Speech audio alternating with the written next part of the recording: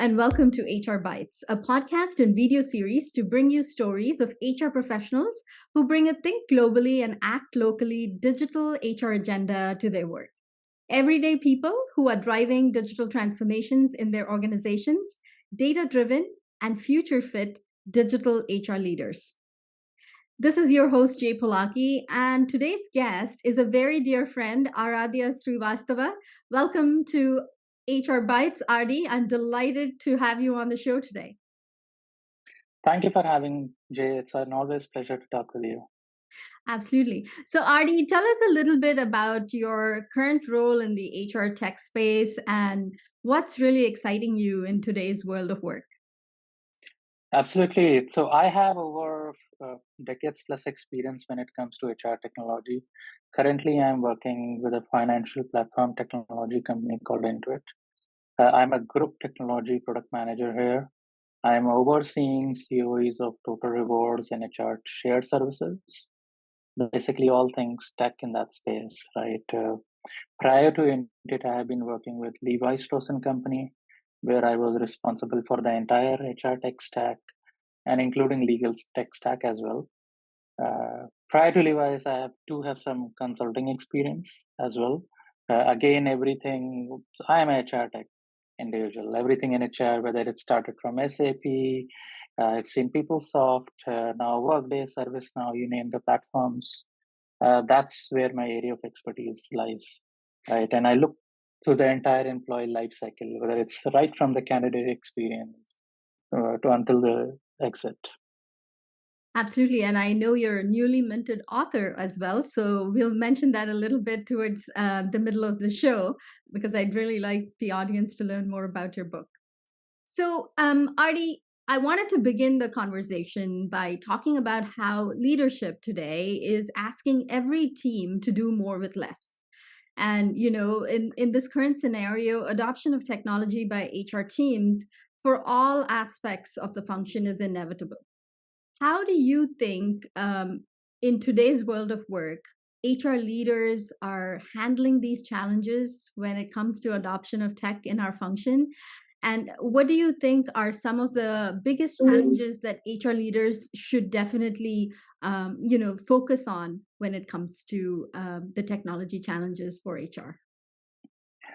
I think in today's world, the number one skill set which HR leaders should focus on is reskilling of their workers. So when I say reskilling, it's learning about AI. We all hear every day what new inventions we hear from generative AIs or any new development in that space. Right. So I think reskilling should be the number one priority for all our HR leaders. Second thing, hey, you have to be aware that change is the only constant, right?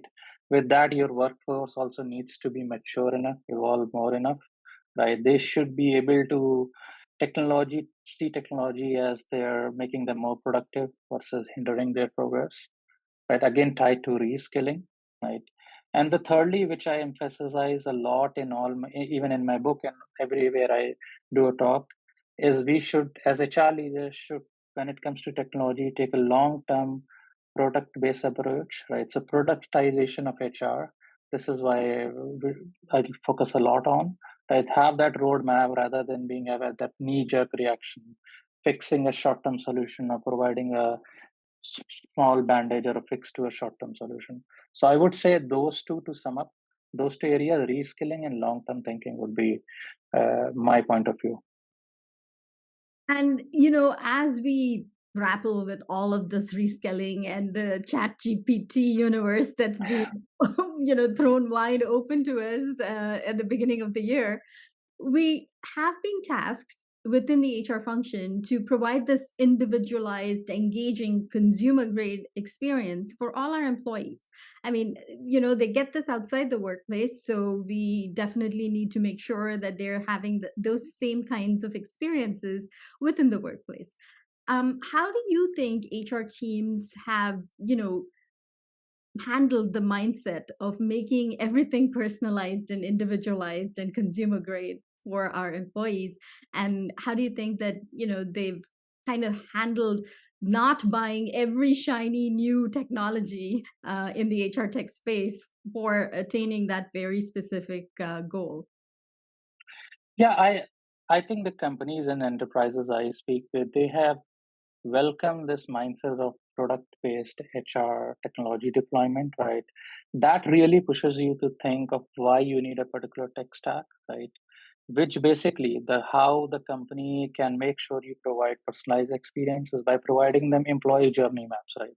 So again, going back to that product management principles, you think why of an employee, whether it's your candidate who just saw a job posting on LinkedIn about your a job posted about a company, what is that tech experience you're offering to that candidate when he or she clicks the apply button?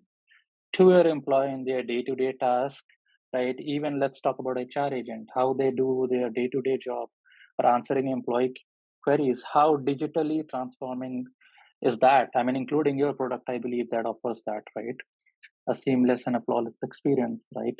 And right from through the exit interviews, right? Even an employee when they become an alum of your company, right? You need to have an alumni portal, right? Which just tells you that you value them. You offer them that consumer-like experience. So it's in every work day of the employee and your future potential candidate or your exited employee. So that to me is offering that experience in the entire life cycle of an employee. Absolutely. Those boomerang employees are definitely employees we don't want to let go, Yeah. especially given the talent wars that are happening in today's world of work. So Ardy, you've been in the HR tech space for such a long time, and you've built products for huge enterprises and mid-sized companies as well. What role did your social capital, that's your connections within the organization, play in, helping you generate, incubate, and scale innovation in the HR function? It's all about networking, whether it's internal or external, right? I think a part of the reason my programs or my products have been successful is I have always had an internal collaborative partners, right? Whether it was my COE partners or my IT teams, right? At the end of the day, we all are focused on our customer problems. For us, everyone in HR, our employees are our customers, right? So it's really important to have your all cross-functional stakeholders, partners focus on that vision, that goal. And ultimately, that's your, I can say, backbone or a key factor of success of any HR programs in an enterprise. Absolutely. And as a segue to my next question, we are seeing so much data being thrown at us today, where HR is reshuffling budgets to digitize more. That whole concept of doing more with less by adopting technology.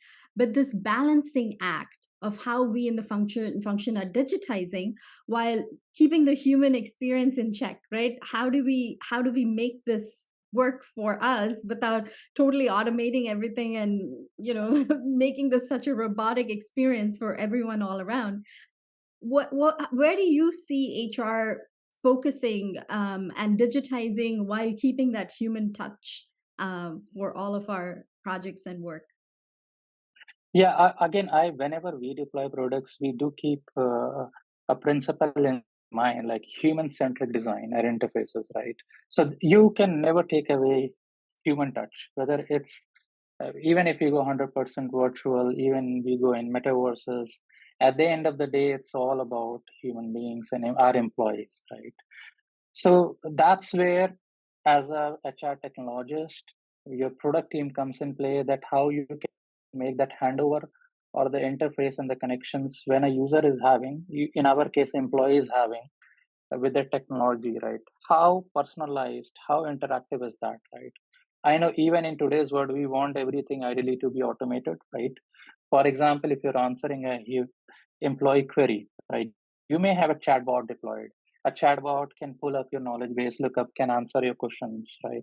But at the same time, the principle of human-centered uh, interface or a design would be you still provide an opportunity to an employee if he or she wants to speak to a HR agent.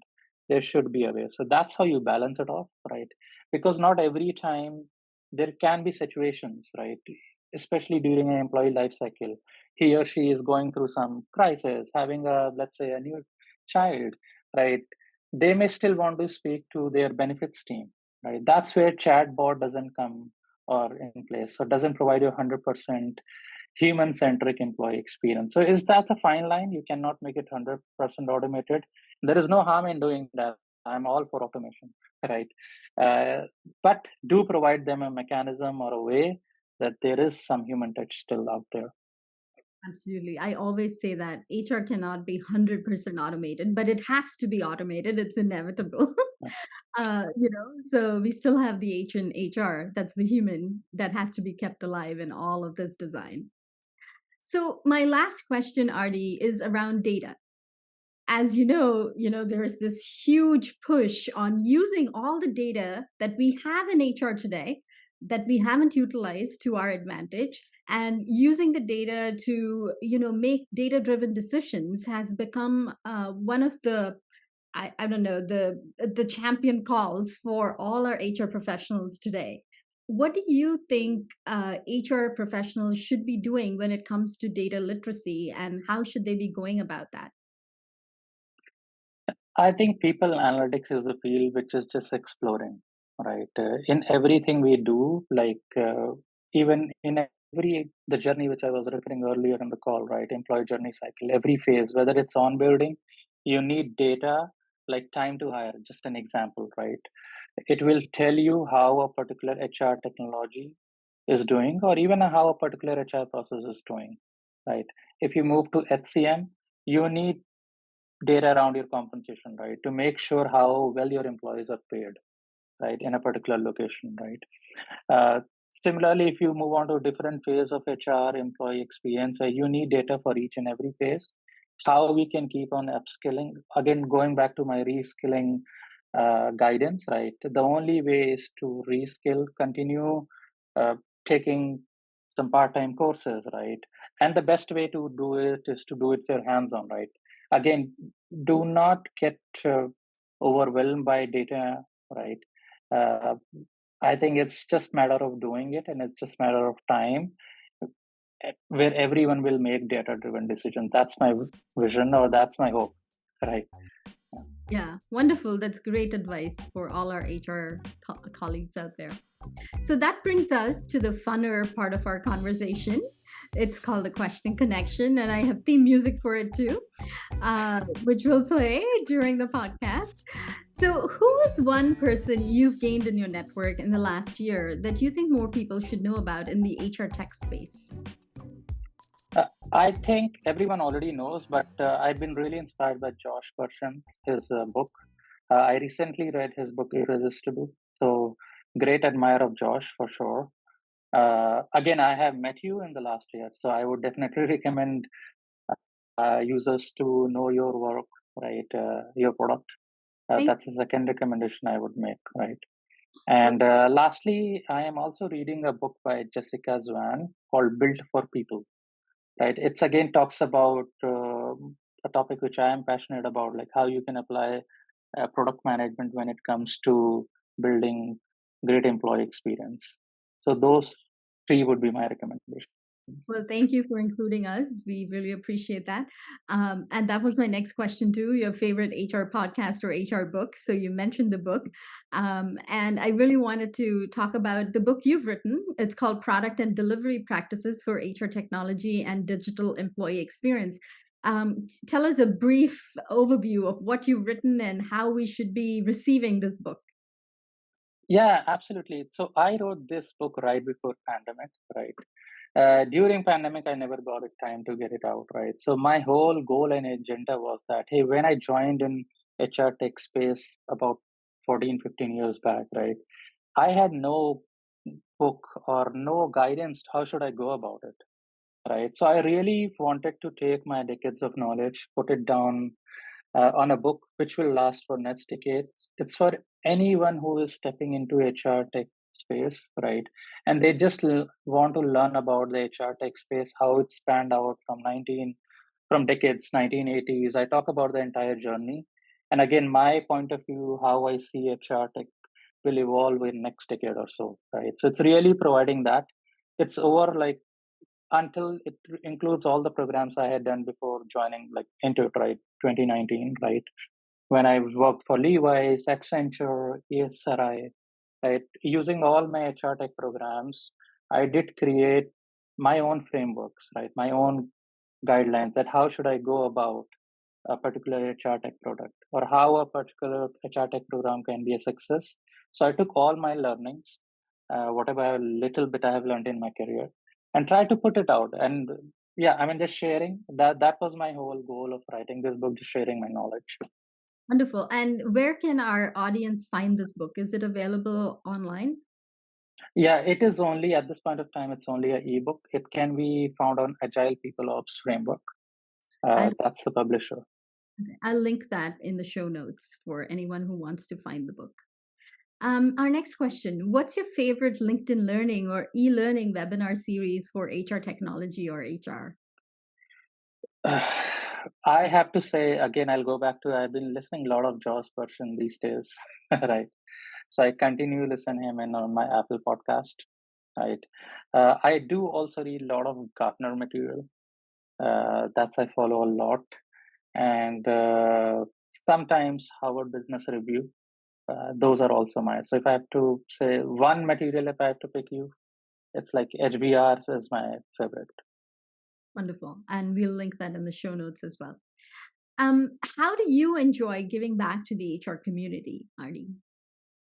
By being on podcasts like this, right, writing white papers in my spare time if I get, and of course, my book was an attempt to give back. Yeah. Wonderful. Thank you so much for being on our podcast today, HR Bytes. We really appreciate our time. And I'm sure our audience have some great takeaways from this conversation as well. So thank you for being here. And we'll see you on the next episode of HR Bytes. Have a great day, everyone. Bye bye. Thank you for having me, Jeff. Have a good one.